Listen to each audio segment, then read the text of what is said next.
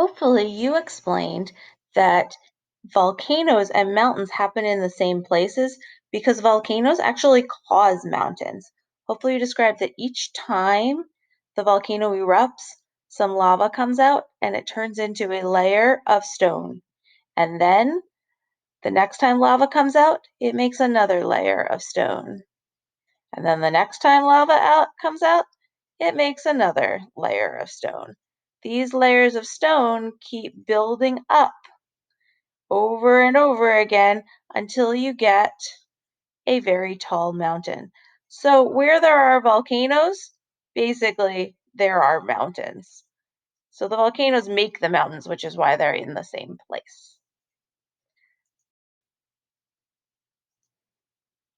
But there are some places where there are volcanoes, where there are mountains, where there are not volcanoes.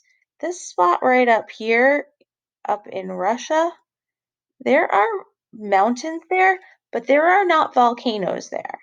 Right here, coming right near us, all the way down to Florida, there are mountains, but there are not volcanoes here.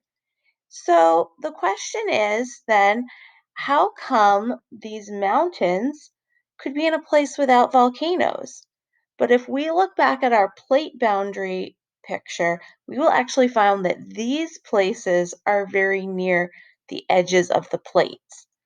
So now we have a new question, which is how come these mountains would happen at the edges of plates? We're going to use a model to find out. I'm going to use a model with some sponges. I have these two sponges, and I'm going to use them to represent the two plates. And I'm going to see if there's anything that I can do with these two plates. I remember that they would be pretty close to each other because the cracks aren't very big. I'm going to see if there's anything I could do with these plates that might make a mountain. Well, I want a mountain to go up, so what if I sort of push them up? I created a mountain. Now, obviously, I need to think about whether this is realistic. And what I will tell you is that the plates actually can move a little bit. So they could move into each other and push together and make a mountain. Are the plates as squishy as sponges? No. What are the plates actually made out of? Say it out loud. They're actually made out of rock because they are the crust and it's the solid rock on the outside of our Earth. So they are not actually this flexible. But here's what I will tell you. The forces that are pushing the plates together are way, way, way, way, way stronger than my hands. So even though the plates are a lot harder, they might be able to be pushed this way if they were pushed with more force.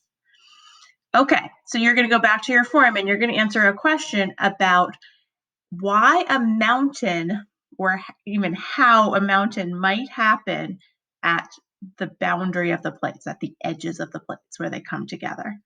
So you're going to need to explain that they get pushed together and that pushes them up, which builds a mountain.